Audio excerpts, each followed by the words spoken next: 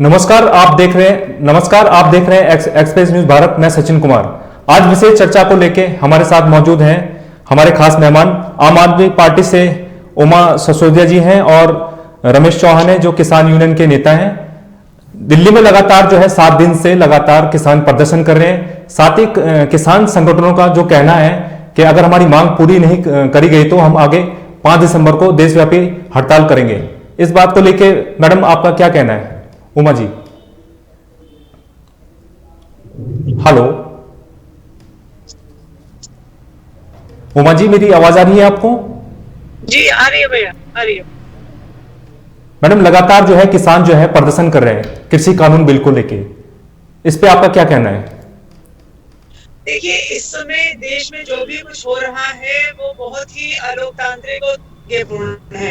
हम एक लोकतांत्रिक देश में रहते हैं, हमारी जनता वोट करती है और एक लोग विश्व का सबसे बड़ा लोकतंत्र होने के नाते हम ये कहते हैं कि हमारे देश में जनता को पूरा अधिकार है कि वो अपने अधिकारों के लिए अपनी बात सरकार के सामने रखे, सरकार के नुमाइंदों के सामने रखे। लेकिन इस समय जो कुछ भी देश में चल रहा है और जो कुछ भी दिल्ली की सड़कों पर इस समय चल रहा है वो बहुत ही दुर्भाग्यपूर्ण है। आज मैं दिल्ली से ही वापस आ रही हूँ और वहां पर लाखों किसान इस समय सड़कों पर हैं अपनी मांगों को लेकर, और उनके नेता लगभग 32 संगठन इस समय सरकार के साथ बातचीत के टेबल पर बैठे हुए हैं। देखते हैं सरकार क्या रास्ता निकालती है। सबसे बड़ा मुझे जो लगता है कि हमारे किसानों को इस तरह से सड़कों पर आने की जरूरत पड़नी ही नहीं चाहिए थी अगर सरकार ने इस बिल पर उनकी बात को पहले ही सुन लिया होता। देखिए, जो कुछ भी किसान बोल रहे हैं, सबसे बड़ा मुद्दा उनका एमएसपी को लेकर है कि आप एक न्यूनतम समर्थन मूल्य जो होता है सरकार उसको डिसाइड करेगी, ना कि उसको अंबानी और अडानी डिसाइड करेंगे। ये उनका सबसे बड़ा डर है और सबसे बड़ा मुद्दा भी इस समय किसानों का यही है। और इसके अलावा भी तमाम मुद्दे हैं, किंतु जितनी हठ धर्मिता इस समय बीजेपी की सरकार दिल्ली में दिखा रही है वो वाकई में शोचनीय और बहुत चिंतनीय विषय है। ये बिल्कुल आप ये देखिए कि तेजी शासन में इस समय रह रहे हैं कि जनता आंदोलन कर रही है, जनता सड़क पर उतरी है और सरकार के कानून में जू नहीं रंग रही है। लाखों किसान अपने बच्चों के साथ, बूढ़ी माताओं के साथ वहां पर दिल्ली में इस समय है और सरकार उनको सुनने को राजी नहीं है। तो मुझे लगता है कि इस समय जो कुछ भी ये स्थिति इस समय हमारे देश में चल रही है ये बहुत सोचने वाली बात है और सरकार को इस पे जल्दी से जल्दी ध्यान देना चाहिए। और अभी तक ये आंदोलन जो है बिल्कुल अहिंसक रूप में है, बहुत ही शांतिपूर्ण रूप में है, किंतु अगर इस आंदोलन में कहीं असामाजिक तत्व घुस गए और ये आंदोलन अगर दूसरा रूप लेने लगा तो सरकार के लिए इसको रोकना भारी पड़ जाएगा। तो मुझे लगता है कि दिल्ली गवर्नमेंट को, हमारी बीजेपी गवर्नमेंट को, मोदी जी को इसमें जल्दी से जल्दी सरकार को उनकी बातों को सुनना चाहिए और किसान जो कह रहे हैं उसको लेकर जो गतिरोध की स्थिति इस समय उत्पन्न हुई है सरकार के और किसानों के बीच में, उसको दूर करने का प्रयास पूरी ईमानदारी के साथ करना चाहिए। उमा जी, मेरा ये सवाल है कि 5 दिसंबर को किसान संगठन है उन्होंने देशव्यापी हड़ताल करने का जो है ऐलान किया है। इसको लेके मतलब क्या विचार है आपका? देखिए, हड़ताल करना, सत्याग्रह करना, सड़कों पर आकर शांतिपूर्ण आंदोलन करना, यही वो हथियार हैं जिसमें लोकतंत्र में जो आम जनता उठा सकती है। मैं अगर उनको ये कहूं कि नहीं वो गलत कर रहे हैं तो इसके अलावा आप अब लोकतंत्र में अपनी बात को सरकार के गूंगे बहरे कानों तक पहुंचाने का कोई दूसरा रास्ता नहीं है। देखिए, गांधी जी ने जिस आंदोलन से, गांधी जी ने जिन तरीकों से अंग्रेजों को यहाँ से भगाया और अंग्रेजी शासन से हिंदुस्तान को मुक्ति दिलाई, तो मुझे लगता है कि पूरे विश्व में वही शांति और शांतिपूर्ण और गांधीवादी जो तरीके हैं वही एकमात्र तरीके हैं लोकतंत्र में अपनी आवाज को सरकार तक पहुंचाने का। अगर सरकार नहीं सुनती है, आज सरकार और सारे किसान संगठन टेबल पर बैठे हुए हैं, अगर ये गतिरोध समाप्त नहीं होता और सरकार इन लाखों किसानों की बात नहीं सुनती है तो मुझे लगता है कि किसान जो आगे करने वाले हैं, और ये शांतिपूर्ण तरीका है, बंद का आह्वान एक शांतिपूर्ण तरीका है। और आप देखिएगा कि आम जनता सब इनके साथ है, किसानों के साथ है, पूरे हिंदुस्तान की लेडीज किसानों के साथ है। अगर मैं एक स्त्री होने के नाते अगर मैं बात करूं तो मेरी रसोई, मेरे बच्चों का जो खान पान है वो सीधा किसानों के साथ जुड़ा हुआ है। तो अपनी रसोई की रक्षा करने के लिए मैं इन किसानों के साथ खड़ी हुई हूँ। इस महंगाई के टाइम में आप देखिए 80 रुपए किलो प्याज है, मेरी रसोई का बजट भी गड़बड़ाता है। 100 रुपए किलो टमाटर खरीदते समय मेरी रसोई का बजट भी गड़बड़ाता है। तो कहीं ना कहीं ये जो प्रॉब्लम्स किसानों में और सरकार के बीच में आ रही है उसको सरकार को दूर करना ही पड़ेगा और हम इस शांतिपूर्ण बंद के आह्वान में किसानों के साथ हैं। चौहान जी, ये जो कृषि कानून बिल है, क्या आप किसानों के हित में है ये कृषि कानून बिल जो है? मैं रमेश चौहान बोल रहा हूँ प्रदेश हाँ जी, सचिव हाँ जी, हाँ जी, किसान कॉमर्स से। जी। मैं सचिन जी आपको एक चीज बताना चाहता हूँ, जो ये कृषि कानून बिल आया है, इसमें कुछ चीजें तो हम मान सकते हैं कि जो किसानों के फेवर में, कुछ चीजें ऐसी है जो एमएसपी का न्यूनतम दाम ये घोषित नहीं कर रहे, ये उसको झांसे में रखते हुए किसानों के ऊपर थोपना चाहते हैं। अच्छा, रही बात है और कुछ और मांगे किसानों की और भी है, इसमें कुछ बहुत सारे अमेंडमेंट भी है, लेकिन ये हमने ये प्रस्ताव पहले भी इनको दिया था, हमने पहले ज्ञापन भी भेजे थे, अपने सुझाव भी भेजे थे, लेकिन उन्होंने, सरकार ने किसी की नहीं सुनी। फिर जब हम ये मजबूरी में हमें आंदोलन में उतरना पड़ा। हमारा उत्तराखंड से भी हमारे प्रतिनिधि हम गए थे, मैं कल ही वापस आया हूँ दिल्ली से, और जब हमारी फर्स्ट स्टेज की वार्ता शुरू हुई थी, उसमें हमारा कुछ पॉइंट्स पे हमारी कुछ बातें बनी थी और कुछ पॉइंट्स पे हमारा भी कोई बातें नहीं बनी। फिर ये सेकंड दौर की बातें शुरू हुई है आज, उसमें देखते हो सरकार हमारा कितना पॉइंट ऑफ व्यू पे हमारे काम करती है, और जो भी हमारे किसानों की मांगे, बहुत सारी मांगे हैं, ये अब नॉर्थ जोन में भी है, उत्तराखंड में भी है, हमारी ये प्रदेश सरकार से भी एक गुहार थी, हमने ज्ञापन भी दिए, डीएम को भी दिए है, सीएम साहब को भी दिए है। यहाँ इकबालपुर का किसानों का गन्ने का पेमेंट है 2 साल से पेंडिंग है, और काशीपुर का भी है 3-4 साल से पेंडिंग है। ये जितने करोड़ों में इन्होंने ये हमारा अमाउंट होल्ड रखा हुआ है, इधर लॉकडाउन की वजह से है, ये किसानों के यहाँ आमदनी नहीं है, हमारा पैसा गवर्नमेंट के पास है और ये अपना यूज कर रहे हैं, अपना इनके साथ में मिल के साथ में मिली भगत करके। और इसमें जब ये किसानों को अब 4 साल से पेमेंट नहीं कर पा रहे, अभी जो हमारा अभी फसलें गई है, धान गई है, उसके ऊपर भी इन्होंने एमएसपी पे कुछ भी इन्होंने नहीं किया, या तो उनको लागू कर देना चाहिए था, यदि लाया तो उसमें हम देखते प्रावधान क्या है इन्होंने रखा, क्या इसमें इन्होंने क्या इसमें ऊपर कार्य किया है। इन्होंने तो सिर्फ ये किया है कि अभी भी जो हमारे यहाँ ये उत्तराखंड के किसानों ने, हमें कई जगह हमने धान के केंद्रों पे है, गन्ना केंद्रों पे हम गए हैं, उन्होंने अभी भी वहाँ लूट खसुट चलती रही है। उन्होंने बोला कि तुम्हारा धान अभी गिला है, वापस चले जाओ, ट्रॉली वापस लेके किसान आता है, फिर दोबारा वो प्लेट देता है, उसके बाद भी यहाँ पे वो उनको न्यूनतम दाम नहीं मिलता। जो इन्होंने निर्धारित यहाँ पे इसके लिए धानों के लिए की थी एक न्यूनतम वेतन अमाउंट, उसमें भी इन्होंने क्या करा कि बीच में लेते हुए लोगों को, किसानों को मजबूरी से दूसरों के पास बेचना पड़ा। जो 1200 रुपए के इन्होंने क्विंटल के हिसाब से दिया था, जो इन्होंने एक कार्यक्रम प्रणाली बनाई थी, उसके तहत भी नहीं कर पा रहा है ये सारे काम। रही हमारे यूनियन की इस बिल की, यदि हमारे अकॉर्डिंग ये बिल आएगा, हमारे अकॉर्डिंग हमारे किसानों के संगठनों के नेता और जो प्रतिनिधि उसमें बैठेंगे, और इसमें हम अवश्य ही हमने अमेंडमेंट लाएंगे, और नहीं तो ऐसा नहीं होगा तो फिर हम बिल को ही कैंसिल कराने तक हम आंदोलन करते रहेंगे। रमेश जी, मेरा सवाल है, अगर सरकार आपकी बात को पूरा नहीं करती है तो आगे आप लोगों का क्या स्टेप होगा? हमारा सिर्फ स्टेप ये है सर, हमारे भी यहाँ पे किसान जा चुके हैं, हम 5-6 महीने का राशन पानी ट्रैक्टर ट्रॉली लेके, हम सब बिस्तर लेके हम वहाँ रोड पे खड़े रहेंगे। जब तक सरकार हमारी बात नहीं सुनेगी, तब तक हम इस आंदोलन को एक महाआंदोलन बनाएंगे, व्यापी पूरे देश में हम सरकार को हिला के रख देंगे जब तक ये हमारी मांगे पूरी ना करेंगे। उमा जी, मैं आपके पास आना चाहूंगा। आज बैठक भी हुई थी, लेकिन बैठक में कोई निर्णय नहीं आया कृषि कानून बिल को लेके। जी जी जी जी मैं वही कहना चाहूंगी भाई साहब कि बहुत ही दुर्भाग्यपूर्ण स्थिति में इस समय हिंदुस्तान है। मैं बार बार अपनी हर डिबेट में ये बात को बोलती हूँ कि हम इस समय अघोषित आपातकाल की स्थिति में हैं। आप देखिए कि हमारे किसानों के लिए मोदी जी बार बार बोलते हैं, या इनके जो दूसरे मंत्री बार बार बोलते हैं कि हम लोग बहुत अच्छा कानून लेकर आए हैं और हमने कांग्रेस के जमाने के काले कानूनों को हमने खत्म किया है। सबसे पहली बात, क्या किसान इन कानूनों को खत्म करने की डिमांड कर रहे थे? पहला क्वेश्चन मेरा, किसी किसान संगठन ने आज तक ये नहीं कहा था मोदी जी से कि आप एक नया कानून लेके आइए और हम पुराने कानून जो भी चल रहे हैं उनसे हम लोग बहुत परेशान हैं। किसी किसान संगठन ने नहीं किया, क्योंकि मोदी जी के जो मित्र हैं हमारे में अंबानी जी, उनको जियो मार्ट खोलने हैं, उसमें उनको किसानों से सीधा सामान खरीदना है और अपने जियो मार्ट में बेचना है, बिचौलियों को पूरा खत्म करना है।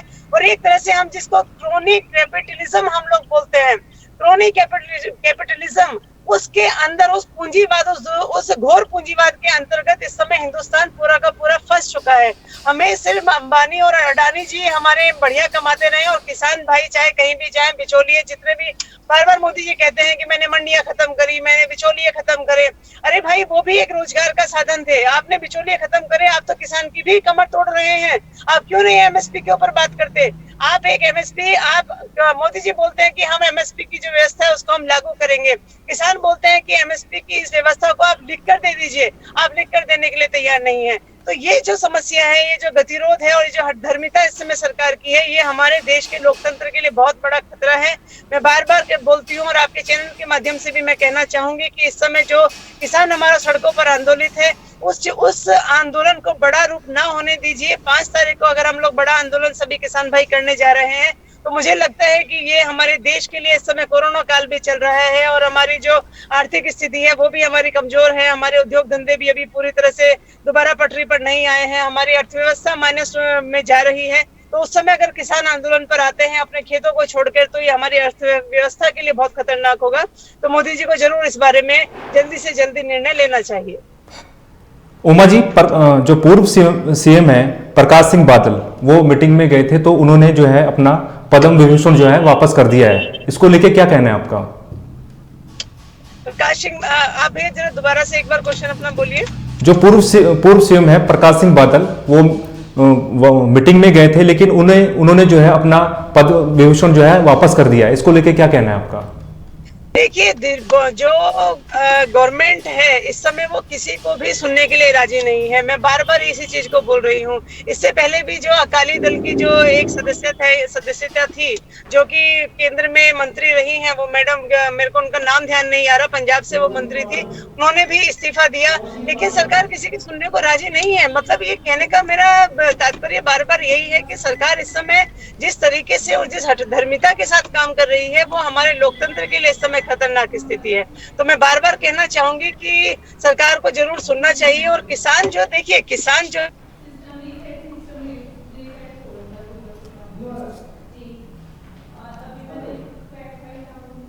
जो है वो हर व्यक्ति की थाली से जुड़ा हुआ मुद्दा है, हर महिला की रसोई से जुड़ा हुआ मुद्दा है, हर बच्चे के हेल्थ से जुड़ा हुआ मुद्दा है। अगर इस मुद्दे पर सरकार इस तरह की हठधर्मिता दिखाएगी तो मुझे लगता है कि किसान आंदोलन सड़क से लेकर सदन तक चलने के लिए मजबूर हो जाएगा, और इस मजबूरी के पीछे सरकार खुद शामिल है, ना कि किसान इसके लिए। रमेश जी, किसान को जो है हमारे देश का अन्नदाता है, लेकिन अन्नदाताओं के साथ जो है एक प्रकार से जो है मतलब ना इंसाफी हो रही है। इस चीज को लेके मतलब क्या कहना है? बीजेपी सरकार आपकी जो किसानों की बातें हैं, किसानों के हित को नहीं रख पा रही है। मैं आपको बताना चाहता हूँ, हमारा जो भारतवर्ष है वो 85-86% जो कृषि प्रधान देश है। हम जो अभी गवर्नमेंट जो कर रही है, अभी हमारा ये कहना नहीं था कि आप लोग ये कानून क्यों लाए। सबसे बड़ी बात है, जितने हमारे संगठन के प्रतिनिधि है, इस कानून की हर समय डिटेल से किसानों को स्टडी करवाते। जो इनको ये चीजें लानी थी तो किसानों के प्रतिनिधि वहां पे शामिल होते, और उस चीज के लिए इन्होंने ये चीजें करी नहीं। इन्होंने लॉकडाउन के तहत इन्होंने सोचा कि अब ये विधेयक पारित करके हम इसको तुरंत लागू कर देंगे। अभी मोदी जी हमारे बोलते हैं, पर बीजेपी गवर्नमेंट बोलती है कि किसानों की हम दोगुनी करना चाहते हैं। सर मुझे एक चीज बताइए, आप दोगुनी किस बेस पे करना चाहते हैं? आप या तो आप किसानों को ऐसा सपोर्ट कीजिए वो आधुनिकीकरण अपनी खेती कर पाए, ऐसा कुछ उनको प्रावधान दीजिए कि वो उनके ग्राउंड लेवल पे वो कार्य कर, सरकार उनके साथ काम करे। आप तो अपनी मर्जी से जो थोपना चाहते हैं। हमारे जो भारतवर्ष के किसान हैं उनकी जो भौगोलिक एक स्टेट वाइज अलग अलग भौगोलिक स्थिति है, उनके अलग अलग हिसाब से उनको उस बिल के अंदर हर प्रतिनिधि को बैठाना चाहिए था। हम आज भी ये कहना चाहते हैं, यदि हम भारतवर्ष के हर स्टेट से प्रतिनिधि गए हुए हैं, उत्तराखंड के भी गए हुए हैं, सारे देश के आए हुए हैं, वो अपनी अपनी भौगोलिक कारण के स्थिति के अनुसार वो अपने अपने बिल के ऊपर अमेंडमेंट कर चाहते हैं। जैसे जिसके कारण, जैसे हिमाचल में ज्यादा बागवानी होती है, उत्तराखंड में भी मैक्सिमम गन्ने की खेतियां होती है और चीजों की भी खेतियां होती है। उन चीजों के सबका, अब एक बात है, उत्तराखंड में गन्ने का मैक्सिमम खेती होती है, तो गन्ने की पेमेंट तो 5 साल से पेंडिंग पड़े है सर। वो या तो आप उस पेमेंट को ही नहीं कर पा रहे, हमारा पैसा, किसानों का पैसा यूज कर रही है, वो मिलों को दिया जा रहा। मिलें अपनी फैक्ट्रियां, ऑनर 10 फैक्ट्रियां खोल के बैठ गया, और मिल को सरकार की मिली भगत में मिल को वो घाटे में दिखा रहे हैं। अच्छा, अब हमारी पेमेंट नहीं हो रही, हम कैसे जिएंगे बताओ? हमने अपना धन, हमने वहाँ पे सारा अपना जो फसल है वहाँ उनको मिल में छोड़ दी है, और पेमेंट देने के लिए इनके पास, हमारे पास पैसे भी नहीं है। तो हम तो चाहते हैं कि हमारी पेमेंट 15 दिन के अंदर हो, और हम मानते हैं 15 दिन का उधार हम कर सकते हैं, चलो कोई बात नहीं भाई, हमने मिल पे फसल छोड़ी है, उसके बाद 15 दिन में हमारा पेमेंट हो। 4-4 साल से पेमेंट पेंडिंग पड़ा हुआ है हमारे को। ये पेमेंट हमारे को, हमने बहुत सारे ऐसे प्रावधान में लिखित में दिए रखे हैं, सीएम साहब को भी, डीएम साहब को भी, और दिल्ली भी हमने अपना प्रस्ताव लेके गए हुए हैं। यदि गवर्नमेंट हमारी इन चीजों को नहीं मानेगी, सचिन जी, ये जो आंदोलन एक महा आंदोलन रहेगा। आप जान सकते हैं कि किसान सब कुछ कर सकता है, सरकार कुछ समर्थ हो जाएगी हमारे को रोकने के लिए। फिर हम लेकिन रमेश जी सरकार बोल रही है कि किसानों के हित में है ये बिल, क्या आप इस पे सहमत हैं? नहीं, मैं ये बोल रहा हूँ किसानों के हित में। मैं बता रहा हूँ ना, हमारा जो भारतवर्ष है, इन्होंने किस बेस पे किसानों के हित में लाया? इन्होंने जब किसानों की कुछ पीड़ा ही नहीं सुनी, किसानों के प्रतिनिधि को उन्होंने वहां बैठाया ही नहीं। हम अलग अलग स्टेट से लोग आते हैं, हम अलग अलग हमारी भाषा है, वेशभूषा है, हम एक ऐसे देश में रह रहे हैं, लेकिन जब तुम किसी की सुनोगे नहीं, अपनी मनमानी से करो। ऐसा है कि गवर्नमेंट तो बोलेगी उसने लाया कि मैं इसका हमने कानून लाया, बहुत अच्छा है, लेकिन जब इस पे ग्राउंड पे इस पे स्थिति कंडीशन आएगी ना, तो पता चलेगा आपको क्या क्या नहीं है इसमें। उमा जी, मेरा लास्ट सवाल ये था कि जो कृषि कानून जो बिल है, सरकार बार बार बोल रही है कि ये किसानों के हित में है, हम किसानों के साथ हैं, क्या आप इस बात से सहमत हैं? देखिए, अगर आप किसानों के हित में हैं, तो ये कौन लोग हैं जो आज सड़कों पर उतरे हुए हैं? क्या ये किसान नहीं है? और सबसे बड़ा और दुर्भाग्यपूर्ण और बहुत ही चिंतनीय बात यह है कि हमारे बीजेपी के कुछ नेता और प्रवक्ता ये बोलते हैं कि ये आंदोलन जो है, ये इसमें खालिस्तानी नारे लग रहे हैं और ये पाकिस्तान समर्थित आंदोलन है। मतलब अगर आप सरकार के खिलाफ कुछ भी बोलेंगे तो हम देशद्रोही हैं, किसान देशद्रोही है। राकेश टिकैत जी इस समय वहाँ पर बैठे हुए हैं, नरेश टिकैत जी वहाँ पर बैठे हुए हैं। मैं पूछना चाहती हूँ कि क्या ये खालिस्तानी है, क्या ये आतंकवादी है? मतलब इस तरह के जो आरोप एक शांतिपूर्ण मसले पर किसान अपनी बात रखने जा रहे हैं और इस तरह के जो आरोप उन पर लगाए जा रहे हैं, ये बहुत ही दुर्भाग्यपूर्ण है। सीधी सी बात है, किसानों को कुछ ना कुछ तो प्रॉब्लम है और 3 दौर की वार्ता चल चुकी है और वार्ता से गतिरोध समाप्त नहीं हो रहा। इसका मतलब किसानों की जो मांगे हैं वो बिल्कुल जायज हैं और सरकार अपनी हठधर्मिता के कारण उनकी बात सुनने के लिए राजी नहीं है। हठधर्मिता कैसी हठधर्मिता? सीधी सी बात है, अंबानी और अडानी इसके लिए। मैं फिर बोलती हूँ, अंबानी जी को जियो मार्ट खोलने हैं, अंबानी जी को सीधा जो किसानों से सामान लेना है, इसलिए एमएसपी लागू नहीं की जा रही। क्योंकि आज तो अंबानी जी महंगे रेट में खरीदेंगे, लेकिन 5 साल बाद अंबानी जी तिहाई या चौथाई रेट लगाएंगे उस सामान चीज का, और किसानों के पास कहीं अपनी बात कहने के लिए कहीं कोई जगह नहीं होगी, कहीं किसान अपनी बात नहीं बोल पाएंगे। क्योंकि कानून में लिखा है कि एमएसपी सरकार के द्वारा निर्धारित नहीं करेगी, एमएसपी वो निर्धारित करेगा जो आपका सामान खरीदने के लिए आया है। ये सबसे बड़ा मुद्दा है। तो मुझे लगता है कि सरकार को अपने किसानों को, देखिए 85% हमारे देश की जनता किसान है और उसमें से भी कम से कम 80% लोग जो हैं वो बहुत मतलब 5-5-6 बीघे या 10 बीघे की मतलब काश्तकार है। तो मुझे लगता है कि इतने छोटे किसानों को जो ये बरगलाया जा रहा है कि आप पूरे देश में कहीं भी सामान बेच सकते हैं। अरे 8-10 हजार रुपए कमाने वाला व्यक्ति क्या पूरे देश में जाके सामान बेचेगा? वो अभी तक जैसा चल रहा था, अपनी मंडियों में जाकर सामान बेचता था, उसको हाथ के हाथ पैसे मिलते थे और घर आता था। यही व्यवस्था मुझे लगता है छोटे किसानों के लिए बहुत बेहतरीन है। देखिए, सरकार अगर वाकई में कुछ सुधार करना चाहती है तो उसे किसान प्रतिनिधियों से भी बैठकर बात करनी चाहिए और किसानों की बात को किसी पूर्वाग्रह के बिना सुनना चाहिए, क्योंकि किसान हमारे देश के नागरिक हैं। और सबसे बड़ी बात मैं कहना चाहूंगी, पूरे कोरोना के काल में हमने देखा है कि इंसान की जरूरत सिर्फ रोटी होती है, ना कपड़ा, ना मकान, ना कोई और दूसरी चीजें। अगर आपको जिंदा रहना है तो आपको सिर्फ खाना खाना है। ये कोरोना में प्रकृति ने हमें समझा दिया है। तो अगर ऐसे टाइम में हम किसानों की बात नहीं सुनेंगे और हम उन पूंजीपतियों के हिसाब से अपने निर्णय हमारी सरकार लेती रहेगी, तो मुझे लगता है कि ये देश के लोकतंत्र के लिए भी और देश के आने वाले समय के लिए और हमारे बच्चों के फ्यूचर के लिए भी बहुत बड़ा खतरा इस समय उत्पन्न होने वाला है। रमेश जी, मेरा आपसे एक लास्ट सवाल है। आज दिल्ली में बैठक हुई थी, लेकिन बैठक में कोई निर्णय निकल के नहीं आया है।